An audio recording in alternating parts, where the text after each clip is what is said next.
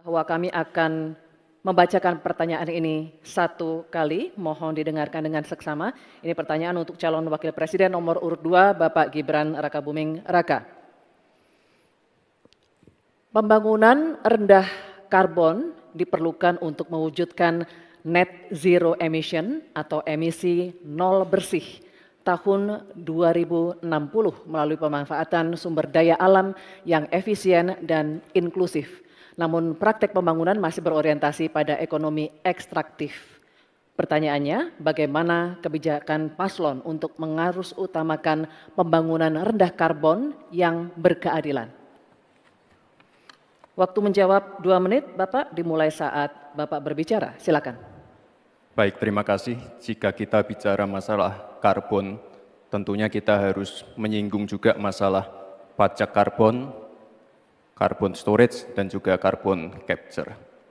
Agenda ke depan tentu kita harus mendorong transisi menuju energi hijau. Kita tidak boleh lagi ketergantungan pada energi fosil, kita dorong terus energi hijau yang berbasis bahan baku nabati, seperti yang saya katakan tadi, bioetanol, bioaftur, biodiesel. Sekarang sudah terbukti dengan adanya B35 dan B40, ini sudah mampu menurunkan nilai impor minyak kita, meningkatkan nilai tambah produksi sawit di dalam negeri, dan juga lebih ramah lingkungan. Sekali lagi, tantangannya di sini adalah mencari titik keseimbangan atau titik tengah. Kita ingin menggenjot hilirisasi industri, tapi kita juga wajib menjaga kelestarian lingkungan. Kita ingin meningkatkan produktivitas petani dan juga sektor maritim, tapi kita juga wajib menjaga keseimbangan alam. Dalam pelaksanaannya tentu AMDAL itu wajib, analisa lingkungan juga wajib, sustainability report wajib juga. Dan jangan sampai ada alih fungsi lahan yang sekiranya merugikan pengusaha lokal, UMKM lokal, ataupun masyarakat adat setempat. Sekali lagi, potensi energi baru terbarukan juga luar biasa sekali. Ada energi surya, angin, air, bioenergi, panas bumi, dan kita punya potensi yang besar sekali, 3.686 gigawatt. Terima kasih. Terima kasih, Bapak Gibran Rakabuming Raka. Baik, sesinya masih berlanjut, Bapak Ibu, terima kasih. Kami persilakan sekarang untuk calon wakil presiden nomor urut 3, Bapak Mahfud MD, untuk menanggapi. Waktunya 1 menit dimulai saat Bapak berbicara. Silakan. Baik, terima kasih. Saya sudah menyimak dengan baik meskipun saya agak koreksi sedikit terhadap pertanyaan tadi. Kalau dibilang 5 tahun dari sekarang untuk emisi dan bersih, itu sebenarnya nanti tahun 2060 masih jauh waktunya. Tapi masalah yang kita lihat itu sebenarnya pengelolaan berkelanjutan belum dilakukan. Sebenarnya dulu ada garis-garis besar haluan semesta berencana yang sudah mengatur seperti ini dengan sangat rinci. Waktu tahun 62 atau 61 Presiden mengeluarkan kebijakan itu. Nah, saya sekarang ingin menatakan kebijakan insentif dan disinsentif ekonomi hijau seperti karbon, pajak limbah, dan sebagainya. Bagaimana Bapak mau melakukan itu? Baik, waktunya habis. Terima kasih. Selanjutnya, calon wakil presiden nomor urut 1, Bapak Muhaimin Iskandar. Kami berikan kesempatan juga untuk menanggapi. Waktunya 1 menit dimulai ketika Anda berbicara. Silakan. Ya, memang pajak karbon ini salah satu, bukan satu-satunya. Yang paling penting adalah dipersiapkan transisi energi baru dan terbarukan. Sayangnya, komitmen pemerintah hari ini tidak serius.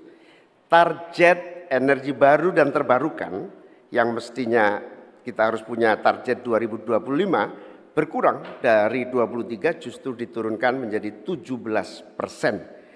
Penundaan implementasi pajak karbon dilakukan oleh pemerintah hari ini. Dari tahun 2002 dimundur menjadi tahun 2025.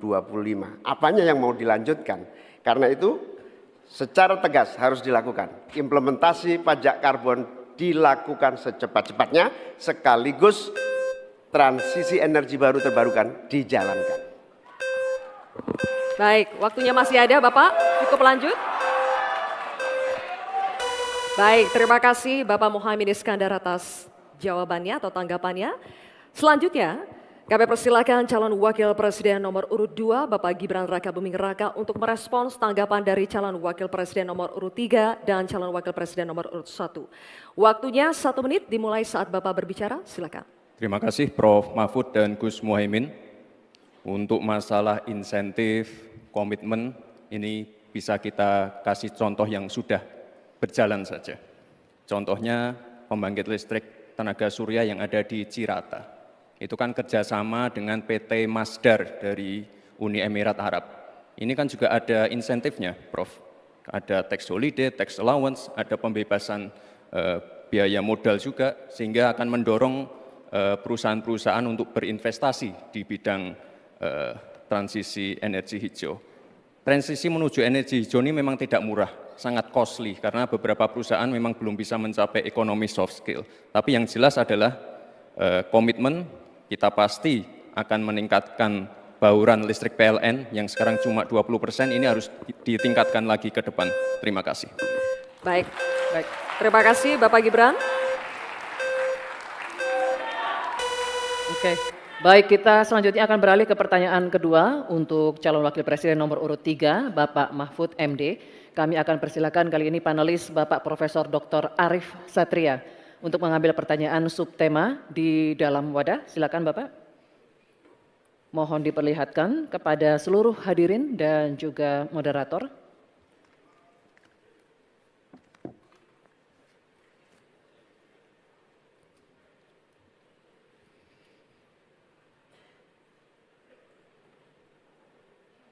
Baik. Sumber daya alam dan energi, terima kasih Pak Arif. Dan selanjutnya Ibu Dewi Kartika, kami mohon mengambil undian daftar pertanyaan dari wadah. Mohon nanti diperlihatkan huruf yang tertera.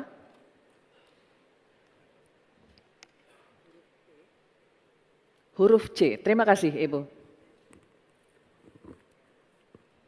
Baik, kami akan buka Bapak-Bapak amplop pertanyaannya, masih tersegel juga. Kami ingatkan kembali bahwa kami akan membacakan pertanyaan ini 1 kali. Mohon didengarkan dengan seksama untuk Bapak Mahfud MD. Korupsi pertambangan dan perikanan ilegal serta pembalakan liar masih marak terjadi. Hal ini mengakibatkan kerusakan ekologis di darat dan di laut, serta ketidakadilan sosial. Pertanyaannya, bagaimana strategi paslon menanggulangi praktik ilegal tersebut untuk mewujudkan keberlanjutan sumber daya alam? Waktu untuk menjawab 2 menit, Bapak dimulai saat berbicara, silakan. Baik, terima kasih. Sebenarnya persoalan penyelesaian SDA dan energi selalu harus menyeluruh dari hulu ke hilir. Keterbukaan informasi agraria, termasuk kehutanan misalnya. Saya ini punya pengalaman di dalam sidang-sidang yang membicarakan tentang ini misalnya, informasinya tertutup. Siapa yang punya lahan ilegal di sebelah sana? Ketika dibuat daftar, tidak ada di dalam daftar. Sementara ada masyarakat yang punya data. Ketika ditanyakan, lalu baru ditunjukkan. Jadi penyelesaiannya tidak bisa menyeluruh. Karena kemudian atas nama keterbukaan informasi publik, mereka katakan ini rahasia. Tidak bisa dong. Rahasia itu kan bukan yang tentang data, perampasan tanah-tanah rakyat, kasus-kasusnya di mana, siapa yang menyerobot perkebunan sawit, itu kan harus daftarnya lengkap. Sesudah diselidiki apa yang terjadi di dalam analisis.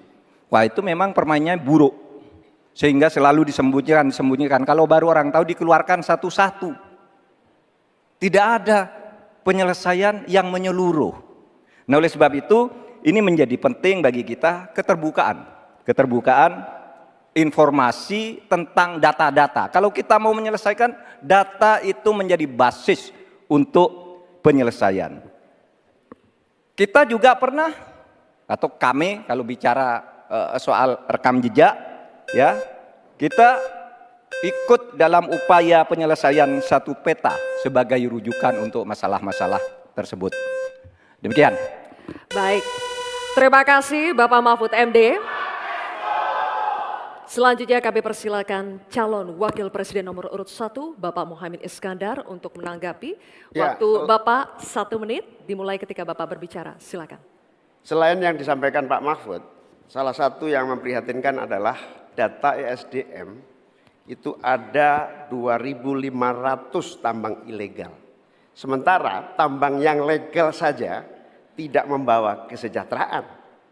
Dan kita menyaksikan dalam proses penambangan dan bisnis tambang kita, hilirisasi dilakukan ugal-ugalan, merusak lingkungan, ada kecelakaan, tenaga asing mendominasi. Di sisi yang lain juga perkembangan hilirisasi maupun tambang tidak signifikan dengan kesejahteraan masyarakat sekitar. Sulawesi Tengah, pertumbuhan ekonominya sampai sekarang bisa 13%, tinggi sekali. Tapi rakyatnya tetap miskin dan tidak bisa menikmati. Hilirisasi apa yang mau kita lakukan, sementara ilegal juga terus berlangsung. Lanjut, demikian. Terima kasih. Baik, terima kasih Bapak Muhaimin Iskandar. Selanjutnya, giliran calon wakil presiden nomor urut 2, Bapak Gibran Rakabuming Raka. Kami berikan kesempatan juga untuk menanggapi. Waktunya 1 menit dimulai ketika Anda berbicara. Silakan. Baik, terima kasih Gus Muhaimin dan Prof. Mahfud. Dari pasangan Prabowo Gibran, simpel saja solusinya. IUP-nya dicabut, izinnya dicabut, simpel. Karena sesuai Undang-Undang Dasar 1945, Pasal 33, Ayat 3 dan 4, dan juga Pancasila, Sila 4 dan 5, kita ingin sumber daya alam ini dimanfaatkan sebesar-besarnya untuk kemakmuran rakyat. Dan juga kita harus menjalankan Permen Investasi nomor 1 tahun 2022. Intinya kita ingin perusahaan-perusahaan besar ini bisa menggandeng UMKM lokal, pengusaha lokal, jadi mereka tidak besar sendiri, tapi ikut membesarkan warga lokal, pengusaha lokal, dan UMKM setempat. Terima kasih. Masih ada waktu Pak Gibran, cukup atau lanjut? Cukup? Baik. Terima kasih.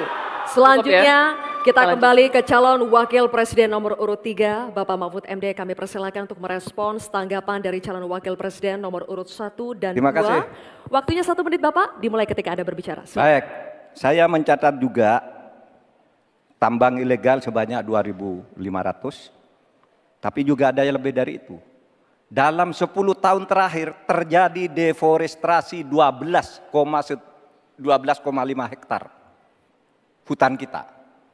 Itu jauh lebih luas dari Korea Selatan dan 23 kali luasnya Pulau Madura di mana saya tinggal. Ini deforestasi dalam waktu 10 tahun. Bilang, ya cabut aja IUP-nya. Nah itu masalahnya. Mencabut IUP itu banyak mafianya. Banyak mafianya. Saya sudah mengirim tim ke lapangan, ditolak. Sudah putusan Mahkamah Agung. Itu begitu. Bahkan KPK seminggu lalu mengatakan untuk pertambangan di Indonesia itu banyak sekali yang ilegal dan itu di-backing oleh aparat-aparat dan pejabat. Itu masalahnya. Baik, terima kasih Waktunya Bapak. habis Pak Mahfud. Terima kasih. Kita lanjutkan. Baik, kini kita beralih ke pertanyaan untuk calon wakil presiden nomor urut 1, Bapak Muhaimin Iskandar. Kami akan persilakan panelis Bapak Fabi Tumewa untuk mengambil subtema di dalam wadah. Silakan Pak, mohon diperlihatkan kepada hadirin dan juga moderator.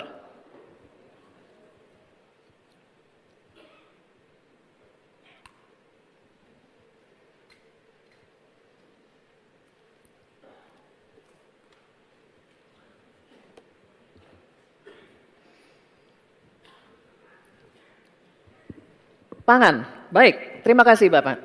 Dan kami persilakan pula panelis Profesor Dr. Insinyur Haryadi Kartodiharjo untuk mengambil undian daftar pertanyaan dari wadah. Mohon diperlihatkan huruf yang tertera.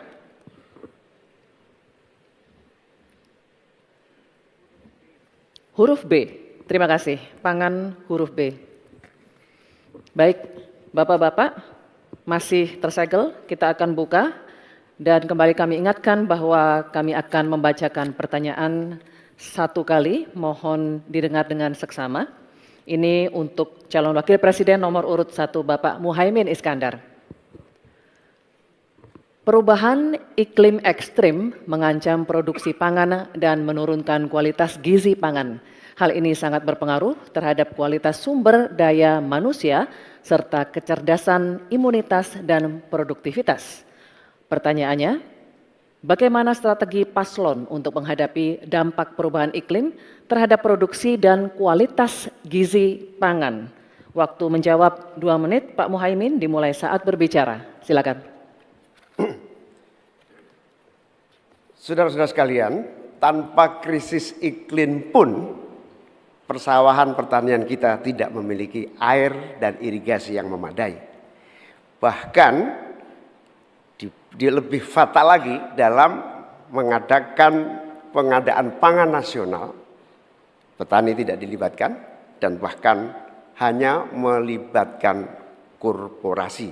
Ini yang harus kita rubah. Kita ingin melihat bahwa potensi petani dan seluruh produk-produknya masih sangat luar biasa. Mulai dari pengadaan lahan yang memadai.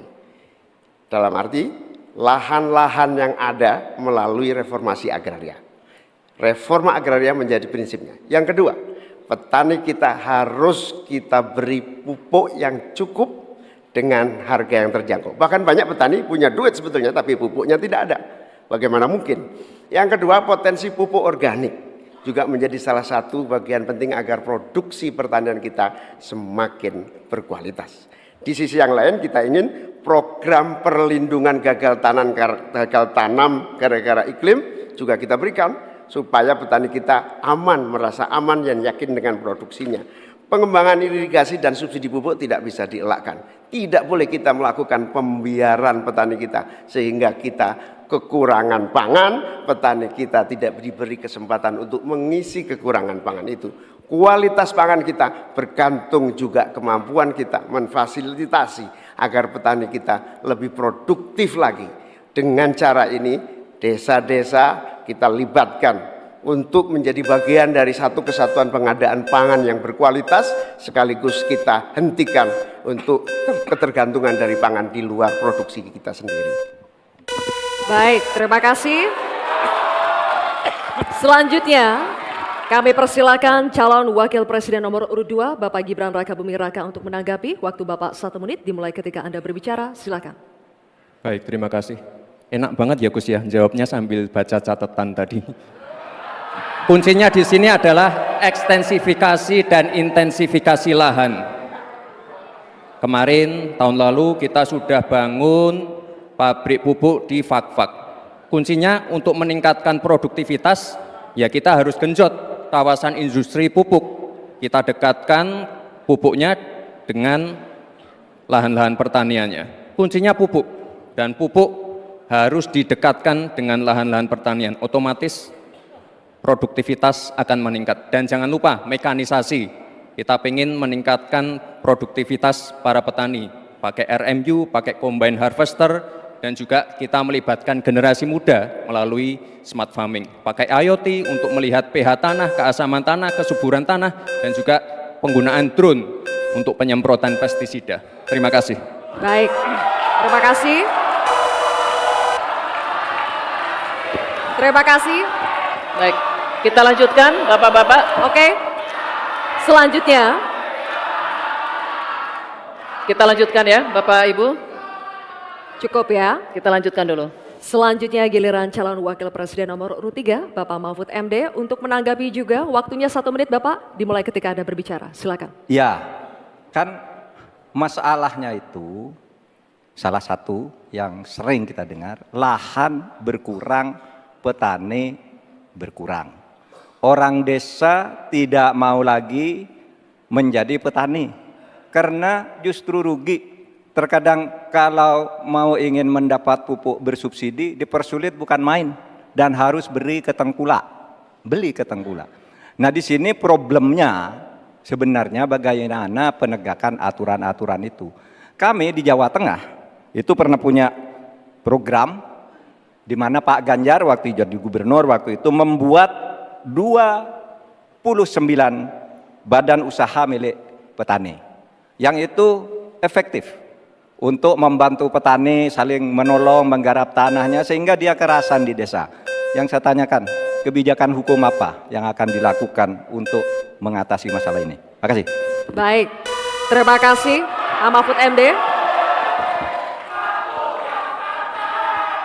Kita teruskan lagi ya. Kita lanjutkan dulu ya. Kita teruskan Kita lagi lanjutkan debatnya.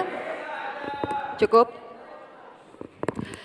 Selanjutnya kita kembali ke calon wakil presiden nomor urut 1 Bapak Muhaimin Iskandar. Kami persilakan untuk merespons tanggapan dari calon wakil presiden nomor urut 2 dan 3 yang telah dikemukakan. Waktu Bapak 1 menit dimulai ketika Anda berbicara. Silakan. Terima kasih Pak Gibran. Yang Anda sampaikan hanya mengulang apa yang saya sampaikan. Saya ingin memperdalam lagi bahwa petani kita ini potensinya besar sekali. Jumlah petani kita masih sangat besar. Potensi tanah kita subur masih banyak lagi.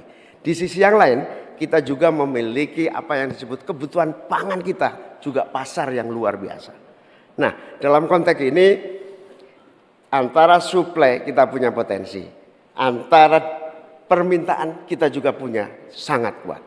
Oleh karena itu, pemerintah tidak boleh diam. Turun tangan, jangan terlalu normatif mengatasi keadaan. Untuk Pak Mahfud, saya ingin menyampaikan bahwa seluruh perangkat undang-undang yang menyangkut perlindungan petani dan produksi kita sebetulnya lengkap. Tinggal implementasi saja dari seluruh proses hukum yang kita miliki. Kemauan politik, kesungguhan, tidak mengabaikan petani yang penting. Terima kasih Bapak Muhaimin, waktunya habis. Ya. Baik. Silakan memberikan apresiasi. Bapak Ibu sekalian, tuntas sudah segmen kedua kita. Ini saatnya kita berikan apresiasi kepada ketiga calon wakil presiden kita.